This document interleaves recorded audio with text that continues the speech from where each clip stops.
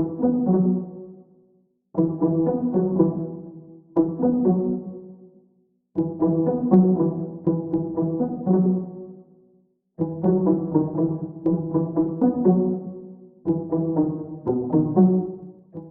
amin'ny resaka trangana tsy fandriam-pahalemana indray dia nanao fanambarana andriamatoa Rossy Paul Berarahasimanana izay fantatsika amin'ny anarany mahampanakanto azy Rossy tao amin'ny pejiny tao ny amin'ny iny RN4 ankazobe sy mahitsiny izay nolazainy fa alerte ho an'ireo mpivarotra manamorona ny RN4 eo anelanelany ankazobe hatrany mahitsiny fa misy andiany jolahy izay manafika amin'ny ireny toerana ireny araky ny voalazany hatrany. Ka ny pitsopitsony mahakasika an'izay ny fakafakena amintsika ato anatin'ity vidéo ity ka manasantsika rehetra anaraka an'ity vidéo ity hatramin'ny farany. Aza dino ny milaiky ny vidéo antsika ary tsarovy hatrany ny miabone amin'ny chaîne antsika mba ahafahanareo manaraka tsy tapaka ny vidéo zay lefa nahito isan'andro. Tsy ampindrela moa isika fa avy hatrany tonga de vavany ndao ary.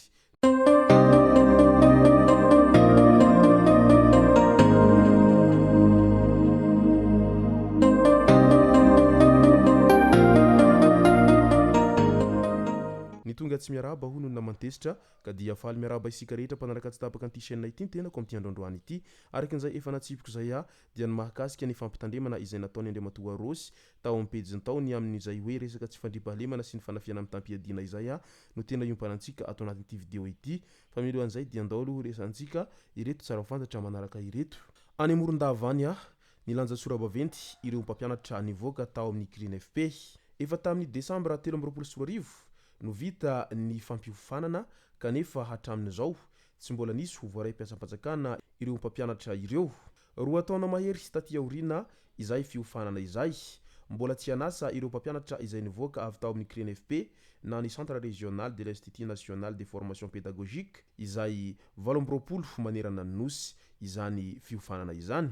Ao ny nivarotra fananana, ao ihany koa no nindrambola tamin'ny banky izay hiakarana fitsarana no ny fahalavam-potoana izay tsy mety na voaverina ny vola izay nondramin'izy ireo zay tamin'ny izay fikarakarana ny fidirana tao amin'ny fiofanana CRINFP sy ny maro hafa izay.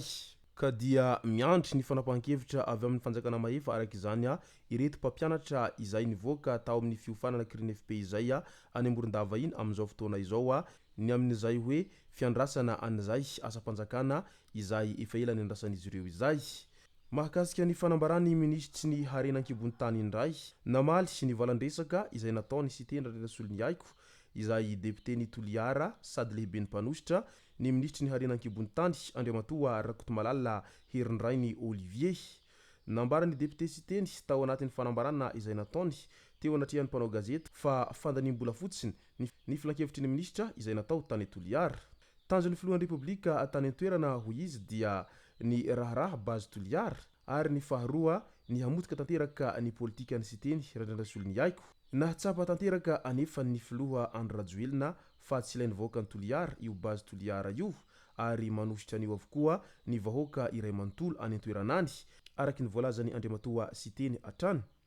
Tsy vitan'izany fa noteren'ny filoha Andro Rajoelina ireo ministra sy ny prime ministra mba handainga araky ny voalazany siteny hatrany io tao amin'ny pejiny tao.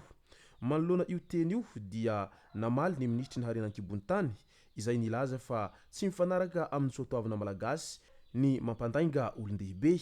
Te hiteny aminao aho andriamatoa siteny sy ny vahoaka fa ny siansa dia tsy mba mandainga ary rehefa eny dia eny rehefa tsia dia tsia.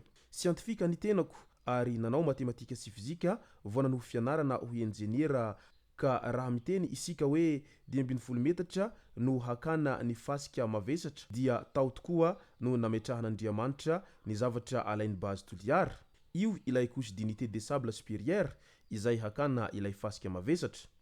Mbola namafisy ny ministra ny harenan-kibony tany andriamatoa Rakotomalala Herindrainy Olivier fa ny marina ary ny marina ihany no lazainy nandritra iny fanazavana izay nataony tamin'ny vahoaka tao ankilomalinika Toliara iny. Tsy ilaina akory hoy izy ny fanerana izay ataony filohan'ny pirenena momba an'izany fa izay no voalazany siansa. Ny teny koa aho fa tsy ao anatin'ny faritra arovana amin'ny Alabaobaby ny toerana misy ny fitrandrahana. Siansa koa io ary coordonné no manamarina ny faritra arovana.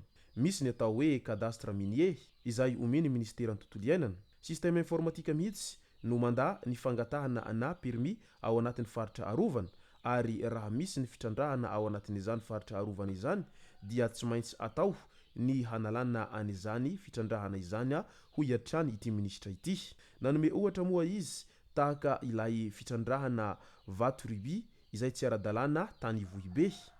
Ny fanjakana no nandroaka anireo mpitrandraka ireo satria faritra arovana no nisy azy. Manamafy aho fa ny coordonnées izay misy ny permis ana base toliara dia any ivelan'ny faritra arovana P4D misy ny alabaobaby. Tsy ao anatin'ny faritra arovana izany io fitrandrahana io araka ny voalazany ity ministra ity hatrany. Hamafisiko indray mandeha koa fa 220 metatra en moyenne ny hatevin'ny couche d'unité des sables supérieurs izay hakany base toliara ny fasika mavesatra ao anatin'io tetikasa io. Izay no voalazany ity ministry ny harenan-kibony tany ity raha nitafa sy nanao valandresaka tamin'ny vahoaka tany Ankilmadinika izay. Nanentana moa izy ny mba hanomezana vaovao marom-potitra hatrany ho an'ny mpanara-baovao fa tsy sanatria akory vaovao diso no holazainy. Andao amizay ho resahantsika ny mahakasika ny fanambarana izay nataony Andriamatoa Rossy manana tao amin'ny pejiny tao. Araka ny voalazany hatrany mantsy dia nilaza Andriamatoa Rossy izay nampitandrina anireo vahoaka amin'iny RN4 ankazobe mahitsiny ary arakin'izay voalazany izay dia alerte ho anireo mpivarotra manamorona ny RN4 eo anelanelany ankazobe hatrany mahitsy.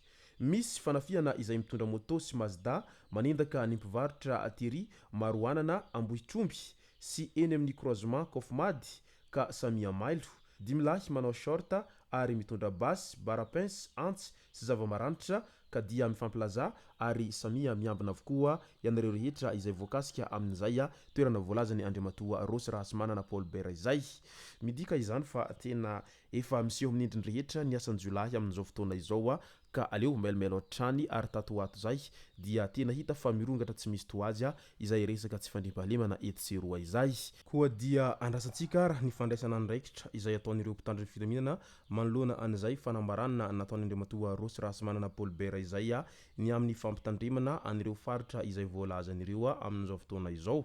Araka izany ara dia tokony avy hatrany dia mandray ny andraiky ny mpitandro ny filaminana eny amin'iny manodidina iny raha toa ka tsy ampy ny isa ireo mpitandro ny filaminana eny an-toerana dia tokony ampina avy hatrany mba hisorohana an'izay mety ho fianaky ny fanafiana amin'ny tampiadina eny amin'ny manodidina izay. Izay no masaka azona roso tao anatin'ity video ity tompoko lasy tompoko vavy misaotratsika rehetra nanaraka an'ity video ity hatramin'ny farany. Aza dino ny milaiky ny video antsika ary tsarova hatrany ny miabone amin'ny chaîne antsika mba ahafahanareo manaraka tsy tapaka ny video zay lefa nahito isan'andro. Tompoko lasy tompoko vavy mankasitraka dia mirary soa.